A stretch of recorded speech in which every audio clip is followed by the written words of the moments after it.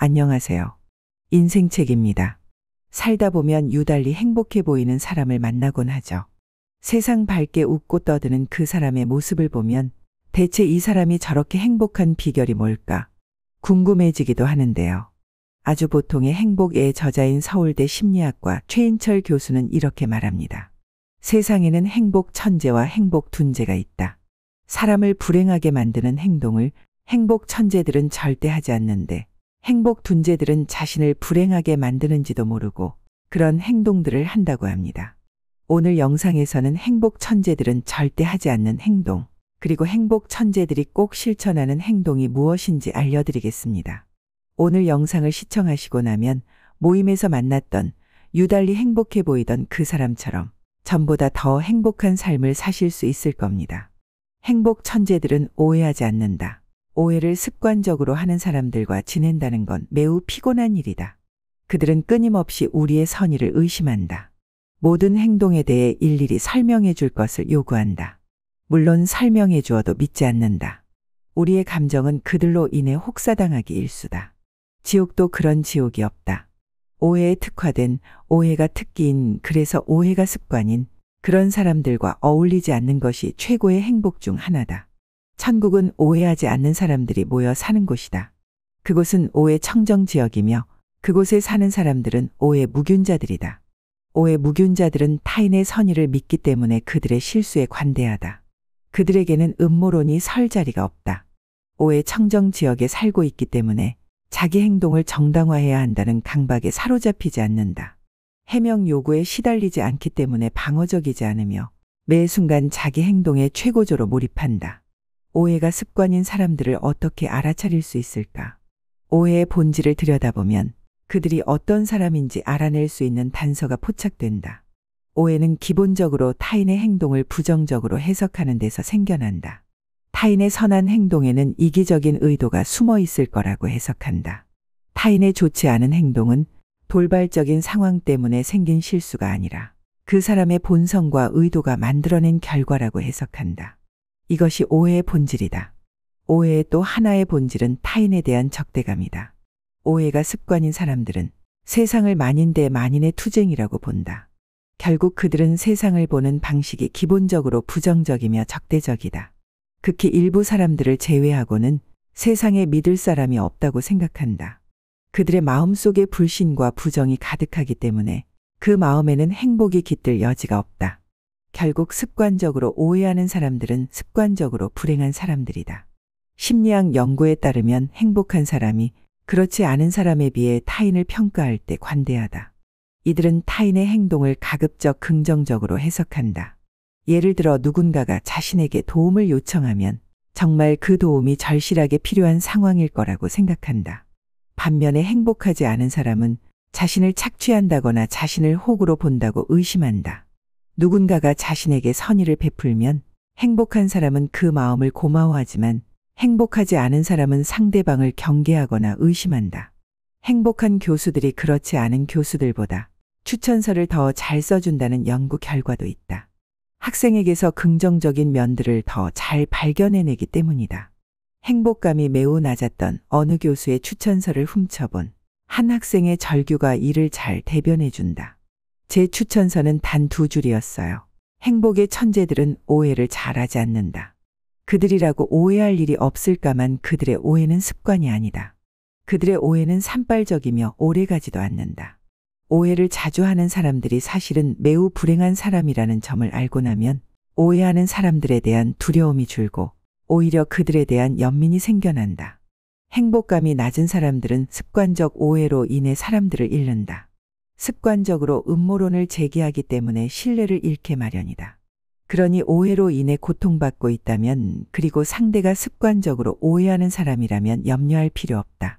그들은 자신들의 오해로 인해 이미 불행한 사람들이기 때문이다. 오해가 습관인 사람들을 멀리해야 한다. 혹시라도 그들로부터 침투된 오해균이 있다면 타인의 선의를 믿는 것 그리고 타인의 행동이 실수였을 수도 있다는 생각에 여유를 갖는 연습을 해야 한다. 무엇보다 오해하지 않는 사람들과 어울려야 한다. 그들과 어울리다 보면 우리 안의 오해균은 자연스럽게 소멸된다. 덤으로 그런 사람들과 어울릴 때 지상 최고의 천국을 경험하게 된다. 천국에는 오해가 없다. 행복 천재들은 간섭하지 않는다. 대한민국은 지금 간섭과 조언의 경계에서 아슬아슬한 줄타기를 하고 있다. 삐끗하면 간섭으로 오해받을 수 있다는 불안감에 조언은 잔뜩 몸을 사리고 있고, 간섭은 진정성 있는 조언의 모양을 갖추지 않으면 갑질이라는 시대적 형벌을 피할 수 없게 되었다.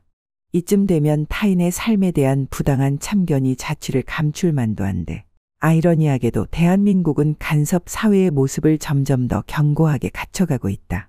간섭받지 않는 삶에 대한 욕망이 그 어느 때보다 커졌지만 타인의 삶에 간섭하려는 시도 역시 커지고 있다. 모두가 모두에게 간섭할 정당성을 부여받은 양, 간섭의 범위는 가족, 친구, 조직을 넘어 불특정 다수에게로 확산되고 있다.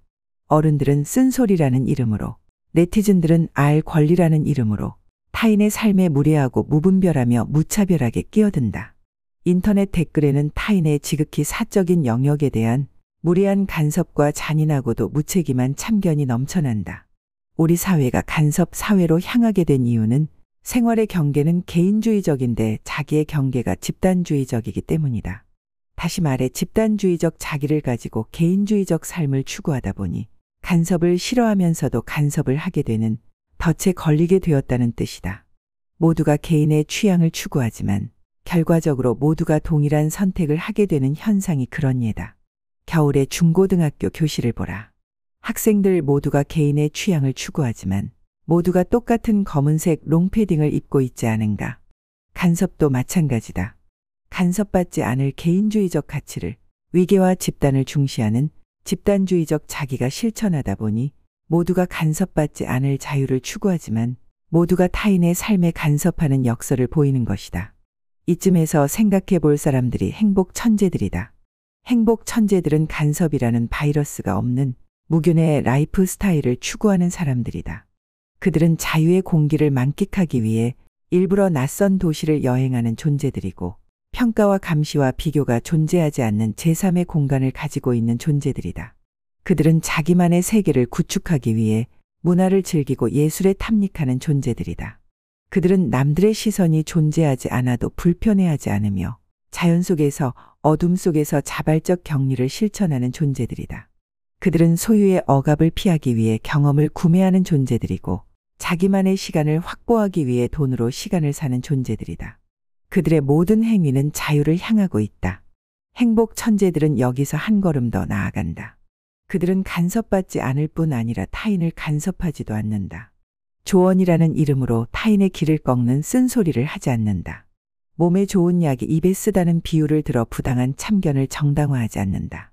어른으로서 한마디 하라는 전통 의식에도 동참하지 않는다. 굳이 한마디 해야 한다면 그저 격려하고 축하하고 감사해야 한다. 훈계하기 좋아하는 꼰대들을 상대로 흔히 하는 말처럼 지갑은 열고 입은 닫는다. 행복 천재들은 늘 남들이 열심인 일에 한가하고 남들이 한가한 일에 열심인 법인데 간섭에서도 예외가 아니다. 이와 달리 행복 둔재들은 빈번한 간섭을 통해 자기 스스로를 억압한다. 간섭을 정당화하기 위해 타인의 삶에 집중한다. 자기가 옳다는 것을 증명하기 위해 타인의 실수와 실패와 단점을 찾는 데 몰두한다. 타인의 실패를 통해 샤덴프로이데, 타인의 불행을 통해 경험하는 쾌감을 경험하지만 그 쾌감은 결코 오래가지 않는다. 간섭하기가 행복에 불리한 이유는 간섭이 삶의 중심을 자기에게서 타인으로 바꿔놓기 때문이다. 행복 천재들이 설핏 자기밖에 모르는 사람들로 비칠 수도 있다. 만일 그런 생각이 든다면 의심해보라. 그 생각 자체가 간섭 사회의 산물이 아닌지, 나이와 성과, 직위와 학력으로 강고하게 위계가 세워진 세상에서 수천 년 동안 생성된 간섭 DNA가 만들어낸 생각이 아닌지 의심해보라. 간섭을 통해 자신의 존재감을 확인하려는 집단주의의 산물은 아닌지, 내면의 불안을 감추기 위해 타자의 약점을 파고드는 방어기제는 아닌지 의심해보라. 진정 타인의 행복을 위한 관심인지 자문해보라. 우려와는 달리 행복 천재들은 타인의 삶에 무관심하지 않다. 그들은 누구보다도 이타적이며 공동체적이다. 그들은 타인의 행복을 적극적으로 응원한다. 다만 경계를 지킨다. 왜냐하면 행복의 본질이 거기에 있다는 것을 잘 알고 있기 때문이다. 결심 리스트에 간섭하지 않기를 추가해본다. 간섭 본능과의 위대한 싸움을 시작하겠다고 결심해본다. 최소한 한 말씀 하라는 달콤한 유혹에 넘어가지 않겠다고 다짐해본다. 어떠셨나요? 행복 천재들이 하지 않는 행동들을 알아봤는데요. 그렇다면 이번에는 행복 천재들이 꼭 하는 행동이나 생각을 알아봐야겠죠. 바로 시작하겠습니다. 행복 천재들에게는 특별한 4대 보험이 있다. 우리 사회에는 두 부류의 사람이 있다. 4대 보험이 있는 사람과 그렇지 않은 사람. 국민연금, 건강보험, 고용보험, 산재보험. 이 4대 보험은 개인에게는 삶의 쇠락과 불확실성으로부터 우리를 보호해주는 최소한의 안전장치이고 국가에는 국민의 행복을 위한 최소한의 의무다. 인생의 모든 고통과 궁핍이 4대 보험만으로 해결될 리는 만무하지만 그래도 최소한 4대 보험에 가입되어 있으면 일단은 안심이 된다. 그러나 일상의 고통이란 참으로 다양해서 국민연금으로도 건강보험으로도 해결되지 않는 것들이 너무 많다. 사춘기 자녀의 이유 없는 반항, 무능한 상사와의 기나긴 회의, 얄미운 직장 동료의 승진, 숨차게 달려왔는데 눈앞에서 떠나는 막차, 9회 말의 역전패, 한숨만 나오는 9시 뉴스. 매달 연금과 보험료로 얼마를 납부한들 이 고통은 해결되지 않는다. 이를 보장받기 위해서는 전혀 다른 유형의 4대 보험이 필요하다. 돈으로 살 수 없고 돈으로 지급되지 않는 보험이다. 좋은 인간관계, 자율성, 의미와 목적, 재미있는 일, 이 새로운 4대 보험의 이름은 나 자신이다. 내가 나 자신으로 살 수 있도록 도와주는 보험이다. 돈으로 드는 보험이 고통이 발생한 후에야 힘을 발휘하는 사후 처방 성격이라면 이 보험들은 예방의 힘이 더 강하다. 첫 번째 보험은 좋은 인간관계다. 고통은 사랑하는 사람이 잡아주는 손길에 줄어들고 기쁨은 사랑하는 사람이 건네는 축하로 배가 된다. 친밀한 인간관계는 부정 정서를 줄여줄 뿐만 아니라 긍정 정서를 미리미리 키워준다. 37개국 직장인들을 대상으로 행복을 결정하는 요인을 분석한 결과 가장 영향력이 큰 변수는 급여가 아니었다. 일을 얼마나 많이 하는가도 아니었다. 놀랍게도 직장 내 인간관계였다. 그 중에서도 상사와의 관계가 핵심이었다. 좋은 상사는 직장인에게 최고의 행복보험이다. 만일 우리에게 믿고 의지할 수 있는 사람들이 있다면, 운 좋게 좋은 상사가 있다면 행복의 가장 큰 보험을 든 셈이다. 행복의 두 번째 보험은 자율성이다. 무엇이 되었든 외부로부터 강요당하지 않는 삶이 행복한 삶이다.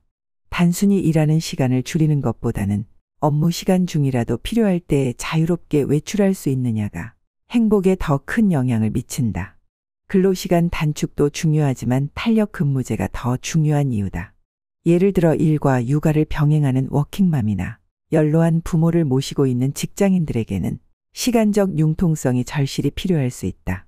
행복해지는 법을 정해놓고 일률적으로 강요해서는 안 되는 이유이기도 하다. 행복의 본질이 자유인 만큼 그 실천도 자유여야 한다.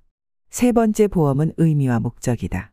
한 연구에 따르면 사람들은 개인적으로 의미 있는 일이라면 월급이 30% 적어도 감수하겠다는 의지를 보인다. 고통이 극복되는 과정을 살펴보면 반드시 의미 발견의 순간이 존재한다. 고통에도 뜻이 있다는 점을 스스로 발견하면 고통은 더 이상 고통이 아니다. 오히려 고통을 통해 성장한다. 의미와 목적을 가진 사람들은 고통을 이기는 두둑한 보험을 가진 셈이다. 마지막 보험은 재미있는 일을 하는 것이다. 직장인의 행복에 영향을 주는 가장 강력한 요인은 좋은 인간관계였고 그 뒤를 바짝 따르는 요인이 재미있는 일이었다. 여행이 행복한 이유는 재미있는 것들이 가득하기 때문이다. 호기심을 자극하는 새로운 풍경, 낯선 음식, 생경한 음악과 그림들이 곳곳에 가득하기에 여행은 행복하다. 자기의 일에서 스스로 성장한다는 느낌을 갖는 것, 새로운 기술을 익히고 새로운 문제를 발견하고 해결하는 즐거움을 갖는 것은 재미있는 일의 조건들이다. 그 아이디어 재밌네 라는 말이 일상이 된 일터에서 일하고 있다면 보장의 로또급인 행복보험을 든 셈이다. 이 네 가지 보험이 존재할 때 우리는 비로소 나 자신이 된다. 강요된 나, 위장된 나, 소외된 나가 아니라 있는 그대로의 나 자신이 되는 것이다. 서로가 서로에게 국민연금과 건강보험을 들었는지를 묻는 것을 넘어서서 옆에 좋은 사람들이 있는지, 자율적인 삶을 살고 있는지, 삶의 의미를 발견했는지, 그리고 재미있는 일을 하고 있는지를 묻는 세상이 좋은 세상이다. 행복 천재들이란 이 4대 보험을 든든하게 갖춘 사람들이다. 행복 천재들의 비밀병기. 그냥 예상할 수 있는 날에 예상할 수 있는 선물을 하는 사람보다는 아무 날도 아닌 날에 아무런 이유 없이 그냥 선물하는 사람이 더 고마운 법이다. 누군가를 사랑하는 이유를 물었을 때 이런저런 이유를 대는 사람보다 그냥 좋아라고 답하는 사람에게서 더 깊은 사랑을 느끼는 것처럼 행복의 천재들이 그런 사람들이다. 그들은 뜻밖의 시간에 뜻밖의 선물을 한다. 그들의 선물은 비기념일에 찾아온다. 선물 이꼬르 기념일이라는 공식에 길들여진 우리가 왜 오늘 무슨 날이야 라고 물을 때 그들은 그냥 하며 웃는다. 우리가 달력을 볼 때 행복의 천재들은 자기 마음을 본다. 그리하여 우리가 몇 안 되는 기념일을 챙기느라 많은 날들을 그냥 흘려보낼 때 그들은 자기 마음속 감사의 감정들을 그냥 흘려보내지 않는다. 우리가 소수의 기념일을 핑계 삼아 다수의 비기념일을 평범하게 만들 때 그들은 모든 날들을 비범하게 만든다. 한마디로 행복 천재들은 기념일 프레임에 얽매이지 않는다. 하여 그들은 아무 때나 그냥 선물한다. 우리의 선물이 예상한 딱 그 수준에서 이루어진다면 행복 천재들의 선물은 예상을 넘어선다. 밸런타인데이의 초콜릿이 우리의 선물이라면 그들은 어느 날 문득 여러 장의 손편지를 보내온다. 우리의 신년 인사가 받는 사람의 이름만 자필로 써놓은 연하장이라면 그들은 직접 전화를 걸어 새해 덕담을 건넨다. 우리가 회사 로고가 들어간 기념품을 선물할 때 그들은 받는 사람의 이름을 새겨 넣은 선물을 전한다. 우리의 선물이 우리 자신을 영웅으로 만든다면 그들의 선물은 받는 사람을 영웅으로 만든다. 그냥 하는 선물이라지만 즉흥적이거나 충동적이지 않다. 오히려 그들의 선물에서는 오랜 시간 숙성된 와인의 향기가 난다. 그들의 선물은 철저하게 준비된 우연이다. 그들은 상대방의 취향을 흘려보내지 않고 상대방의 가족 이름을 흘려듣지 않으며 무엇보다 상대방을 잊지 않는다. 그래서 그들의 선물은 오래된 즉흥이며 계획된 우연이다. 그들이 그냥이라고 말한다고 해서 원래 있던 거라고 말한다고 해서 심지어 오다 주었다고 말한다고 해서 그 말을 고지고대로 믿어서는 안 된다.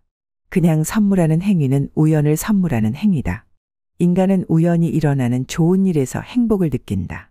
행복이라는 단어의 한자풀이가 우연히 일어나는 좋은 일이라는 점도 우연이 아니다.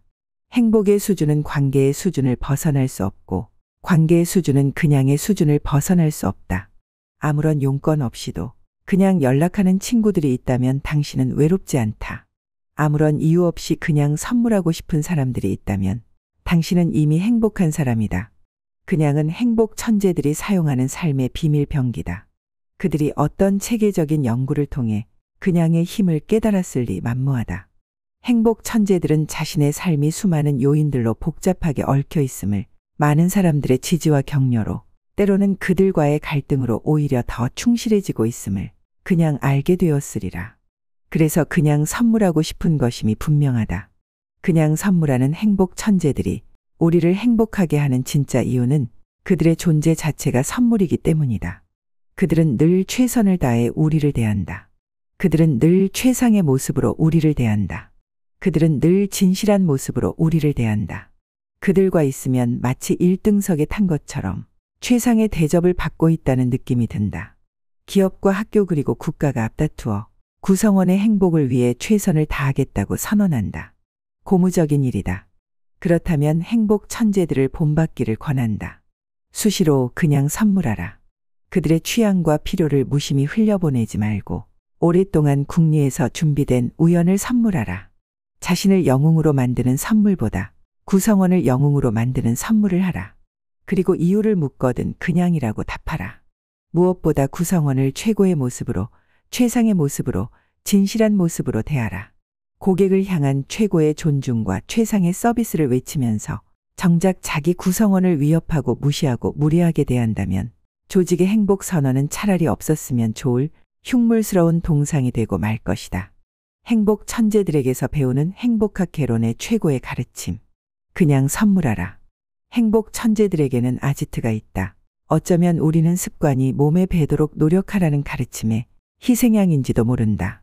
습관이 몸에 밴다는 말은 어떤 상황에 처하더라도 같은 행동을 반복한다는 의미를 담고 있는데 이 말처럼 억압적이고 틀린 말도 없다. 공부하는 습관이 몸에 밴 학생을 상상할 때 우리는 버스에서건 지하철에서건 심지어 식당에서조차 손에서 책을 놓지 않는 학생을 떠올린다. 그러나 소수의 예외를 제외하면 보통의 존재들은 도서관에서는 공부에 집중하지만 버스에서는 잠을 잔다. 이상하게 집에서는 집중이 안 되지만 카페에서는 공부가 잘 되는 묘한 존재가 우리들이다. 습관은 몸이 아니라 공간에 밴다. 습관에 대해 버려야 할 가장 큰 오해는 습관이 시간과 공간이라는 맥락에 구애받지 않는 행동이라는 착각이다. 습관은 일정한 시간과 장소에서 반복하는 행위다. 시간과 장소에 상관없이 반복되는 행위가 아니다. 묘하게 거기만 가면 자연스럽게 하게 되는 행위가 습관의 본질이다. 따라서 공부하는 습관이 몸에 밴 사람이란 장소를 불문하고 공부하는 사람이라기보다는 일정한 시간에 일정한 공간으로 가는 사람이다. 공부하는 습관을 갖게 해달라는 부모님의 소원을 성취해드리기 위해 자기 방에 스스로를 감금한 채 자괴감에 몸부림치는 존재가 아니라 늘 같은 시간에 동네 카페나 독서실 같은 장소로 무심하게 떠나는 사람들이다. 공부하는 습관을 길러주는 부모란 공부하는 본보기를 보여주기 위해 아이 옆에서 억지로 책을 읽는 존재가 아니라 공부가 잘 되는 장소로 아이를 떠미는 사람들이다. 공간은 특정한 행동을 유도하는 자동항법 장치 같은 존재다. 술집에만 가면 담배를 피우는 사람들이 있고 골프장에만 가면 시가를 피우는 사람도 있다. 평소에는 담배를 피우지 않지만 묘하게 그곳에만 가면 담배 생각이 난다는 사람들이다. 실제로 담배를 피우고 싶은 욕망이 언제 어디서 생겨나는지를 분석한 연구에 따르면 사람들은 담배를 판매하는 장소에 들렀을 때 흡연 욕구를 강하게 느낀다고 한다. 그럴 사람이 아닌데 부도덕한 행위를 한 사람을 두고 주변 사람들이 흔히 보이는 반응이다. 그들의 놀람은 거짓이 아닐 가능성이 높다. 왜냐하면 그 사람이 주변 사람들과 어울렸던 맥락과 공간들은 일탈을 유도하는 공간이 아니었기 때문이다. 회의실에서, 엘리베이터에서, 함께한 식사 자리에서 그의 행동은 늘 점잖고 신사적이었을 것이다. 그러나 그 사람도 묘하게 특정 장소에 가면 거기에 특정 사람까지 더해지면 유혹을 이겨내지 못할 가능성이 크다. 대부분의 사람들에게는 자신을 취약하게 만드는 공간과 사람의 조합이 있다. 평소에는 그렇지 않았던 사람을 일탈로 이끄는 은밀한 조합이 있는 것이다. 행동을 조심하고 싶다면 결심만 할 것이 아니라 그 장소를 피해야 한다. 그 사람과 그 장소라는 최악의 조합을 피해야 한다. 우리의 행동이란 if, then의 조합이기 때문이다. 정말 개과천선했네. 선한 모습으로 180도 바뀐 사람을 보고 우리가 보이는 반응이다. 물론 결정적 회심의 한 방이 있었을 수 있다. 신을 만나는 것과 같은 신비 체험을 했을 수도 있고 불치병 선고를 받았을 수도 있다. 그러나 그런 극적인 사건보다는 어떤 사람과 어떤 장소의 조합을 경험하면서 새로운 습관이 생겨났을 가능성이 크다. 자원봉사를 하는 사람들에게 봉사의 계기를 물으면 가장 흔한 대답은 권유를 받았다이다. 누군가가 함께하자고 제안했기 때문이지 인류애가 갑자기 생겨났기 때문이 아니다. 환경에 대한 갑작스러운 관심이 생기는 것은 쉽지 않다. 누군가의 권유로 어떤 장소에 일정하게 가다 보면 어느 순간 환경주의자도 되고 자원봉사자도 되는 것이다. 행복 천재들은 마음을 다잡기 위한 결심만 하는 것이 아니라 일정한 시간에 일정한 장소로 간다. 그들의 행복 습관이 공간에 배어 있기 때문이다. 어떠셨나요? 오늘 영상을 통해 행복 천재들이 하지 않는 행동은 무엇인지, 행복 천재들이 갖고 있는 습관과 생각은 무엇인지 알게 되셨을 겁니다. 남에게 함부로 간섭하지 말고 타인을 긍정적인 시선으로 바라봐 보려 노력해 보세요. 타인을 마치 영웅처럼 최선을 다해 대접해 보세요. 내 행동을 망치는 장소는 피하고 내가 행복해지는 공간을 자주 찾아보세요. 분명히 전보다 행복한 내 모습을 보게 되실 겁니다. 다음에도 여러분 삶의 지혜를 드리는 영상을 올릴 테니까요. 구독해 두시면 영상을 놓치는 일이 없겠죠? 시청해 주셔서 감사합니다.